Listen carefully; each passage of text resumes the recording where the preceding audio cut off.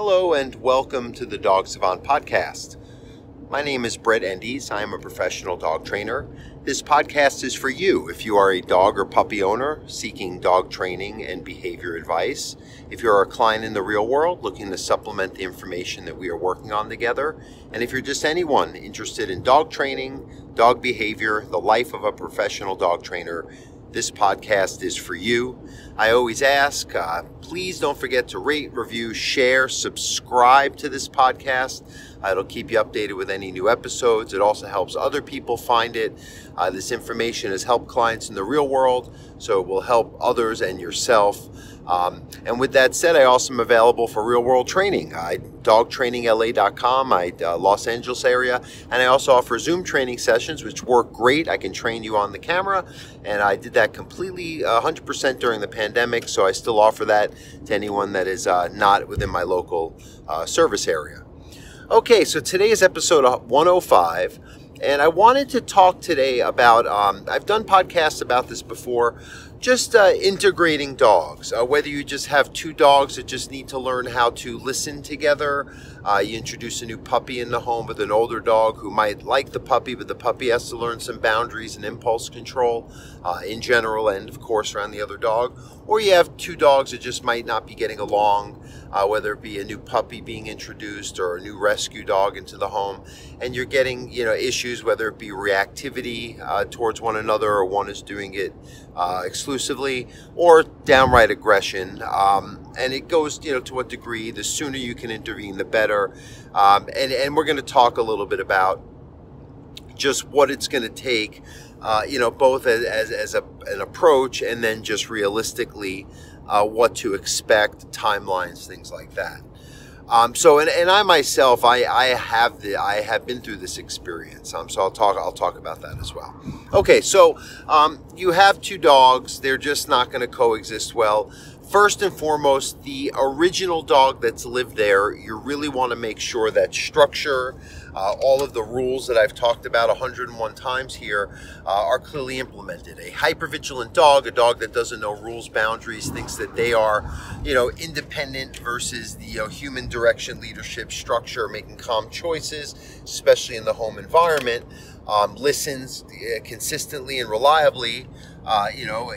That's going to be a dog that is least likely to have an issue or overstep their bounds when introducing a new puppy into the home. Now, on the other side of that, pardon me taking a drink, is that, and this is what motivated me to do this podcast tonight, is I just came from a client who had worked together in the past, and they have a new puppy, and the older dog, they just didn't do enough socialization. We had worked on other issues when we met, but the dog is okay off leash, but in the home or in a controlled situation like on leash has an issue, and the puppy is now creating reactivity. So in that end, we also have to show a dog like that, who is pretty chill and balanced without the puppy in the environment, that we're dealing with the puppy. We're going to create order and make the puppy's behavior patterns predictable in the presence of this other dog that just might feel like, well, if you're not doing something about this dog's, erratic unpredictability, I'm going to. And again, it's not like the puppy meant anything. They're just being a puppy, but sometimes a puppy needs to be exclusively calm, structured, and under control, not only for just safety, but more importantly, so the both dogs can make calmer associations when coexisting. And that's what I want to get to, is what do we do to create that? So I myself, my girlfriend, she's lived with me now for, over 2 years. And when she first moved in, her dog had an issue with my Rottweiler, Boo. Of course, sometimes it's circumstantial, so he wasn't going to do that when I was in the home, because he knew that I, had certain rules that my girlfriend at the time had to work more on and have a certain kind of relationship. So while she worked on that, because that's another element, is making sure your dog doesn't feel there's more at stake, or they have to protect you, or the home is theirs to have to over-assess when the puppy's around or other dogs around. So that was also a driving factor. But logistically, what we did was we only had them together when they were in structured situations, side-by-side walks. We did many of them, right? So that we did as much time to push the issue as, as regularly so we could get through this as quickly as possible. Side-by-side place training, where the dogs both learn to be, I say it's like two co-workers at their desks who might not be thrilled with each other, but they know they have to have a certain set of order because they're in a work environment and there's certain rules that apply. Now, what you're really doing is creating calmer associations and enough experiences replicated so that they can realize that, I guess, if we spent this much time together and we've been rewarded for making the calm choices, observing, not reacting to one another, or the dog, who does it or is the instigator, eventually you don't have to create this exclusive structure or have them so focused on a command to coexist with each other.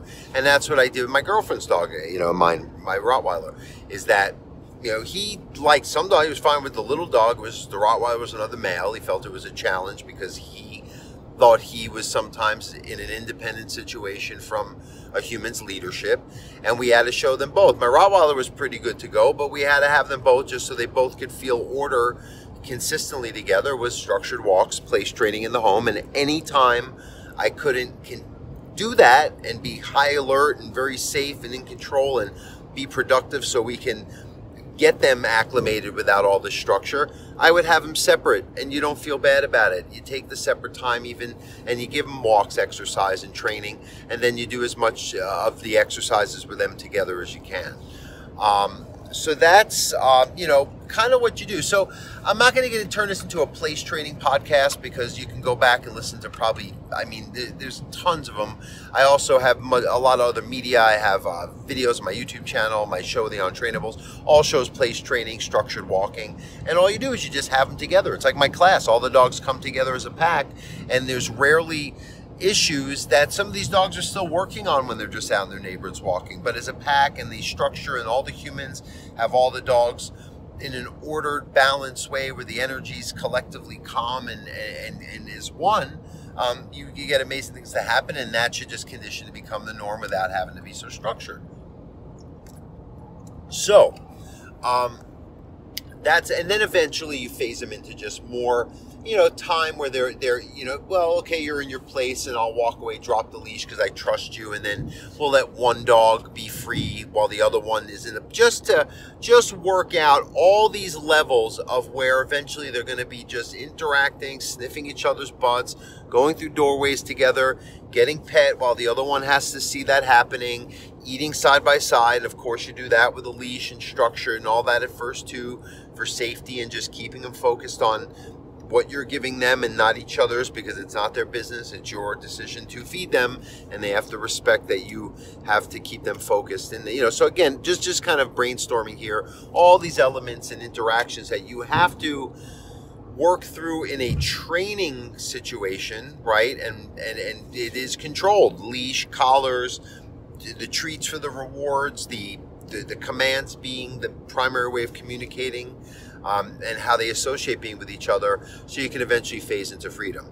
It could take a few months. It could take 6 months. If you have dogs that have been going at each other's throats, sometimes this could be where you, in the best case scenario, at least you can have them under control with the leash, right? I'm going to be realistic here. Most dogs you can integrate. Even my 2 dogs, they don't fight. We can have them together.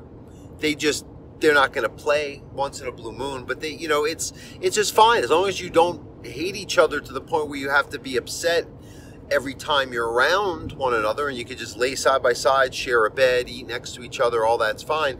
That's I would think the worst case scenario. Best case scenario is your dogs learn to coexist and they're playful and all that, and that happens often too.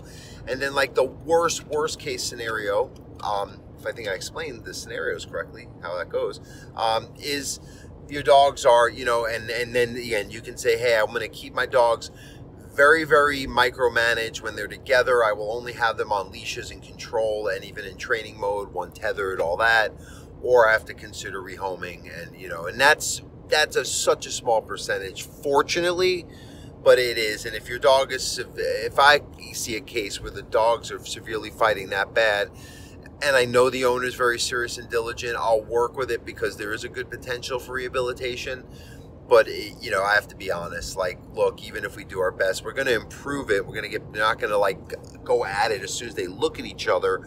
But we might still have to have them accept one another's presence under, very, very strict control, right? Or the process is going to take a long time, a year, right?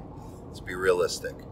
I'm all about results, and I think that I get pretty quick ones. And in most situations, you can go night and day in like a lesson, right? And then it's just keep that going for a period of time, couple months, if you're working through most issues. But dog to dog, especially when it's a real aggression, not just one dog's a little snappier at the new puppy, or one dog just, doesn't like another dog to walk by it, but it never turns into a fight. If you're having one dog, first of all, it can very badly harm the other dog, but if your two dogs are fighting with the other one reacts back, it could be dangerous for you. You trying to break up a fight. I've come into many situations where I've seen, owners with stitches and all that. And it's sad because these are their two family members, because I talk about them being a dog and we have to be the pack and all that, they're still our family members. We love them deeply. And to see that happen, or to entertain the fact that we might not be able to have them all live together in peace, that's why I try to motivate clients to do the work we need to in a very, I'm saying the word diligent way, as well, but it can be challenging. So, if you're someone who's going through this, listening to this, I don't want to be dismal. There is a great ratio of success stories where the dogs end up being friends, living together, no structure and all that required. But I have seen once in a while where you have to be realistic. All right, so no more doom and gloom. Let me answer a question. I had someone who contacted me recently. They listened to the podcast. Thank you. This is Sarah G. Sarah asked me, I am a small person and my dog is just physically overpowering me. I'm teaching the heel. My dog listens great when there's no distractions. I use even the Herm Sprenger pinch collar that I've heard you talk about on your podcast and seen in other trainers, and it helps better with everything except when she sees another dog. Okay. First question is, how long have you worked on this? If it's new, and again, it's hard. I always say, is there a controlled situation where you can have someone who has a dog that you can try to walk in a yard so you can let go of the leash, or have some kind of tether system where a longer leash can, just the way so you don't get hurt, and if you have to let go of a leash, your dog doesn't get loose or in a bad situation. And to work on that, it can take time. You've done that. You're using the tools, obviously. You've followed, you've been consistent, kind of verbatim what I would tell someone to do for, structure in the home, structure on the walks. And you're having a challenge. So maybe the tool has limitations for you. Me being a 200-pound man, that might not be a problem. And let's be realistic. I actually worked with a client recently. Same thing that I'm going to tell you is she's an elderly lady. She's got to be in her 80s. Very strong-minded, and the concept of training is very clear to her. She's great. But the fact is her dog's bigger than her. Her dog's strong, and she needs to get more control. We've done some pinch collar work, and the dog is just, in certain circumstances, and what we find is helping greatly is using an e-collar, remote collar, electric collar, shock collar, people call it. I've talked about these. They're very safe. I wouldn't use them in every situation. I don't think I've ever come into a situation and used it right away unless the client had done prior training and it was working and we were just continuing, and it was what tool that they already use. But, you have to be, like I said about the dog-dog issues earlier, you have to be realistic, right? You sometimes will end up where it's just the dog is too willful, too powerful, and what does an e-collar do? It's not shocking them into submission. It's actually tricking them into listening because it agitates them in a way they don't understand. A lot of dogs physically can understand the collar and the leash, and even if you give them a correction or redirect them and work on heel, they might feel that, well, I can still fight through it, and then a lot of times it becomes a tension on the collar and you get an opposition reflex, and then you're worse off. Your dog pulls more, reacts more. So an e-collar once you've taken time to teach a heel and tried your best with other tools, can very easily either back up what you've taught to give your dog, and most dogs actually respond well to it on a very low level that humans would barely even feel. It's like, oh, this doesn't hurt, it just tingles, and a dog would respond to it, or even some dogs respond to a vibration level. So they're safe to, and there's certain ones that you get a quality, well-made one that is, it's proven to be safe for dogs and consistent in its use. So that's what it does. It just, you still use a training collar and a leash and all that while you walk your dog, so you have some physical control. But instead of using that, you would be using the e-collar. There's great books on e-collar training. Larry Crone is another dog trainer. I think he's in Kentucky. He's a good, experienced dog trainer who wrote a book on it. I actually have it. And there's a lot of other people who use it. I recommend, it's the called the Mini Educator. It's a yellow, kind of looks like a hockey puck, yellow remote e-collar. I recommend getting comfort pads. We're not going to turn this into an e-collar podcast, but I figured I'd just explain. You want to get bungee straps or some kind of way to release some of the tension on it so your dog can wear it comfortably, and you could have it on for a more prolonged period of time safely, and integrate it into your routine, your walks, or anywhere where maybe your dog just needs to, you practice the recall with a leash for a few months and your dog's getting it, but certain situations without a leash, they still don't respond. The e-collar can help with that. So in your situation, since if you haven't done the work, I would do some more. Make sure you get in the structure and practicing walking, maybe in a controlled situation with another dog, someone where there's a safe area, a way to keep your dog from, getting loose or getting harmed if they, lunge. And then if you have put in that time and it's still a continued issue, I would recommend use of the e-collar. Okay, so this has been Podcast 105. Hope I didn't go too much on a tangent. I'm driving here. I'm on a drive from Los Angeles to Las Vegas. It's a long drive through the desert, so I figured I would share that time with you guys. And again, please don't forget to subscribe to this podcast. Tell a friend, tell me, review, give a positive review. If you're a client listening to this, leave a review on Yelp, Google. That helps people find me in the real world, which is also a wonderful thing. And thank you to anyone who's listening. Continue listens. People have told me how much the podcast has helped them. It's really why I do this. Have a great day.